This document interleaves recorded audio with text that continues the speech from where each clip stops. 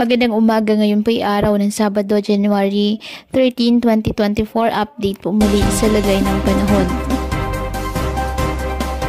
Ayon po sa Pag-asa, shareline ang nakakaapekto sa eastern section ng Visayas, habang northeast monsoon nakakaapekto sa Luzon at nalalabing bahagi ng Visayas. Wala naman pong bagyo o low pressure area na minomonitor sa loob po ng ating PAR na maaaring makaapekto sa ating bansa. Samantala, may gale warning pa rin na nakataas sa northern and eastern coast of Catanduanes, northern and eastern coast of northern Samar, eastern coast of eastern Samar.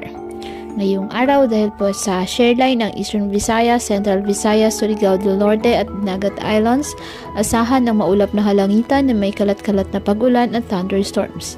Ang Cagayan Valley, Apayao, Kalinga, Aurora, Quezon at Bicol Region, asahan din po ang maulap na halangitan na may mahihinang pag-ulan dahil pa rin po yan sa northeast monsoon. At ang Metro Manila at nalalabing bahagi ng Luzon, kasama na ang Western Visayas, bahagyang maulap hanggang sa maulap na halangitan with isolated light rains dahil po sa northeast monsoon. Apektado naman ng mga localized thunderstorms ang Mindanao.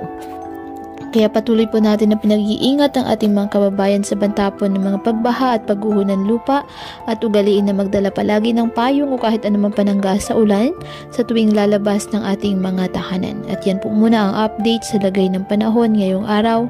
Muli patuloy po tayo na mag-ingat at palaging tandaan, God loves you. Stay safe and God bless.